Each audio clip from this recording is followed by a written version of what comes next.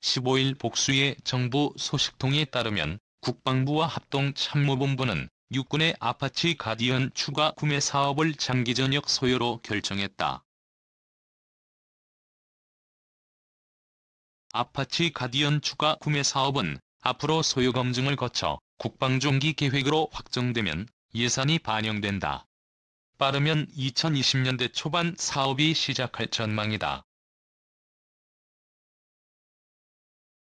지구 최강의 공격 헬기 AH-64E 아파치 가디언 가장 최신 아파치 기종인 AH-64E 아파치 가디언은 지구 상위 공격 헬기 중 최강을 자랑한다. 눈, 주먹, 몸집 중 어디 하나 빠지지 않기 때문이다. 아파치 가디언의 AN/APG-78 롱보우 사격 통제 레이더는 로터 초기에 달렸다. 아파치 가디언은 언덕 뒤에 숨은 뒤 롱보우 레이더만 쏙 내밀어 최대 10km 떨어진 적을 찾아낼 수 있다. 한꺼번에 256개의 움직이는 표적을 식별한 뒤 이 가운데 16개 우선 목표를 가려낼 수 있다. AGM-114 헬파이어 공대지 미사일은 마하 1.3의 속도로 최대 10km까지 날아간 뒤 400mm 이상의 강판을 뚫을 수 있다. 미국은 이 미사일을 무인 항공기에 달아 테러리스트나 반군 지도자를 암살하는 데 썼다. M230 30mm 기관포 1문과 하이드라 70mm 로켓의 화력도 만만찮다. 적이 항공기가 나타나면 AIM-92 스팅어 지대공 미사일로 스스로를 지킬 수도 있다. 아파치 가디언의 2000마력짜리 T700, G701D 엔진은 힘이 좋다. 이런 엔진 2개를 탑재했다. 최고 속도 시속 365km로 전장을 누빈다. 두 개의 엔진이 서로 떨어져 있기 때문에 한쪽을 못 써도 다른 한쪽으로도 충분히 비행할 수 있다. 골조와 장갑이 튼튼하기 때문에 맷집이 세다. 14.5mm 중기관총도 막아낼 정도다. 열 추적 미사일을 피하기 위해 엔진 배기구 방향이 위로 돼 있고 주변 공기와 섞여 배기가스가 나오도록 만들어졌다.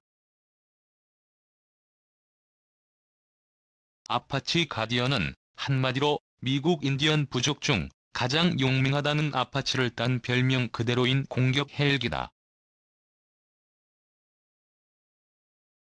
현재 육군은 아파치 가디언 36대를 보유하고 있다.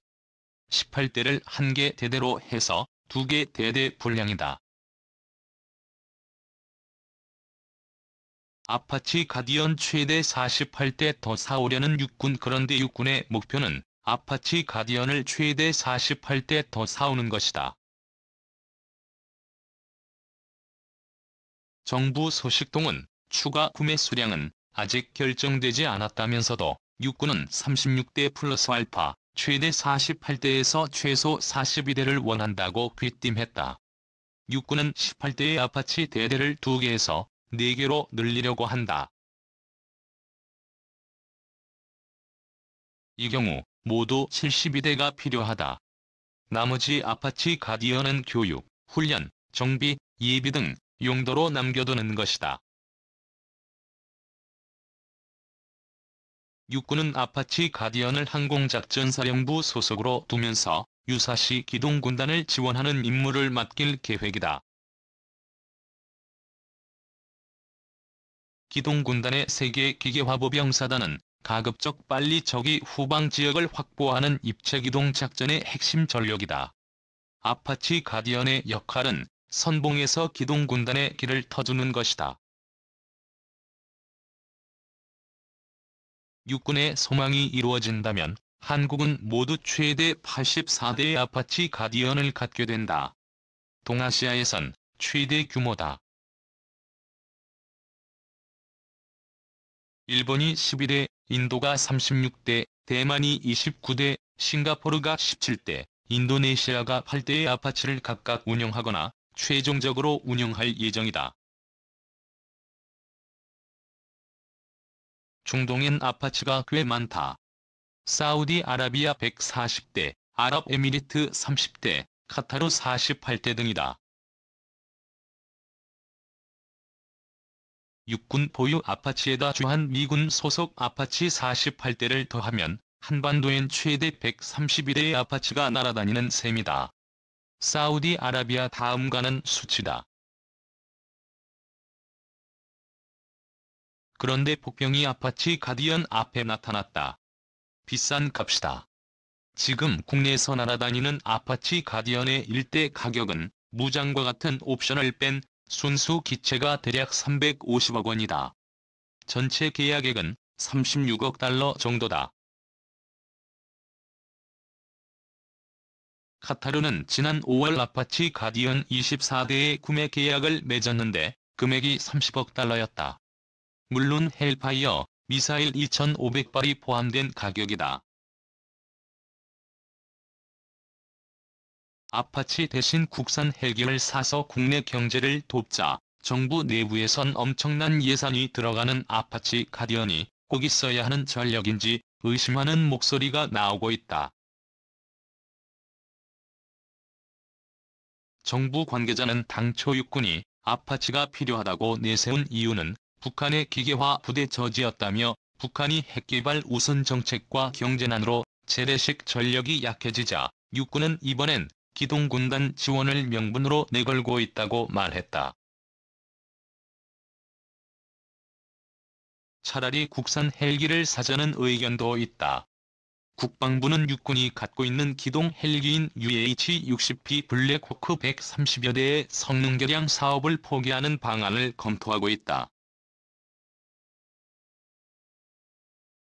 대신 한국항공우주산업의 국산 기동 헬기인 KUH-1 수리온을 더 생산하자는 것이다. 국내 방위산업을 돕고 일자리를 늘릴 수 있다는 게 이 방안의 장점이다. 이런 맥락에서 카이가 지난 10월 서울국제항공우주 및 방위산업 전시회에서 선보인 상륙 공격 헬기와 수리온 수출형이 주목을 받고 있다. 정부 내부의 국산파가 아파치 가디언 대신 이들 헬기로 대체하자는 논리를 내세우고 있기 때문이다. 상륙 공격 헬기는 수리온 계열인 마리논을 공격 헬기로 개조한 모양이다. 마리논에다 전술항법 장치와 표적 획득 제시 체계를 탑재한다. 또 20mm 기관포를 동체 아래에 단다. 양쪽엔 무장을 장착할 수 있는 스터브윙이 보인다. 카이는 공대지 유도 미사일, 공대공 유도 미사일 등을 운용할 수 있다고 설명하고 있다. 수리온 수출형은 기관포는 없지만 양옆의 스터브윙에 각종 미사일이나 로켓을 달 수 있다. 본격적인 공격 헬기를 수입할 여력이 없는 국가를 위해 만든 기종이다. 현재 시제기 시험 평가를 마무리했다고 한다. 아파치 가디언 vs. 국산 헬기 2020년대 육군은 아파치 가디언과 국산 헬기 중 어떤 것을 골라야 할까? 양쪽 입장을 들어봤다. 열상 장비로 야간에도 위력 수색을 할 수 있다. 아프가니스탄에서 탈레반이 꼼짝 못하는 이유였다. 장사정포를 타격하는 대화력전 임무를 지원할 수 있다. 표적을 신속히 탐지한 뒤 타격할 수 있으며 적이 중심에 들어가 탐지한 표적을 포병이나 공군에 연동해 화력을 유도할 수 있다. 충격 효과가 있다. 전장에 아파치 가디언이 나타났다는 사실만으로 아군은 안심하고 적은 불안해한다. 아파치 가디언보다 값이 싸다. 호주는 최근 공격 헬기인 타이거를 버리려고 한다. 공격 헬기는 수입하더라도 군수 지원 비용이 많이 든다. 국산 헬기는 정비 비용도 싸다. 카이가 내놓은 기종은 무장 헬기로 불린다. 최근 유럽 에어버스 헬리콥터와 미국 시코르스키도 기동 헬기를 무장 헬기로 개조하는 키트들을 내놓고 있다. 그만큼 시장에서 수요가 있다는 것이다. 해외에다도 팔 수 있다. 국산 무장이나 장비를 개발하면 쉽게 장착할 수 있다.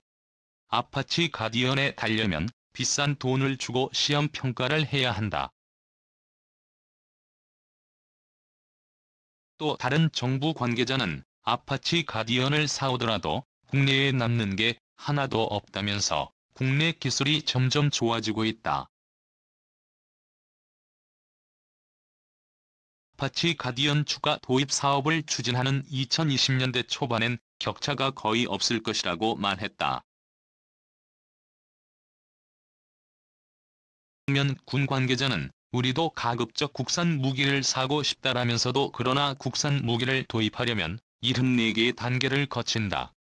반면 해외 무기는 36개에 불과하다고 말했다. 그는 국산 무기는 방산 비리 때문에 절차가 엄격해져 74개 단계 중 어떤 한 단계에서 멈추거나 늦춰질 가능성이 크다면서 당장 무기가 필요한데 사업이 늦어지면서 결국 군에 피해가 갈 수밖에 없다고 말했다. 군사 전문 자유기 고가인 최현호 씨는 무기를 도입하는 데 있어서 국산과 외산이 경쟁하는 경우가 늘고 있다. 만큼 한국의 방위산업 포트폴리오와 경쟁력이 향상하고 있다는 것이라면서도 군이 요구하는 요구 조건을 충족하기 위해서 무엇이 필요한지는 치우침 없이 냉정한 평가가 필요하다고 말했다.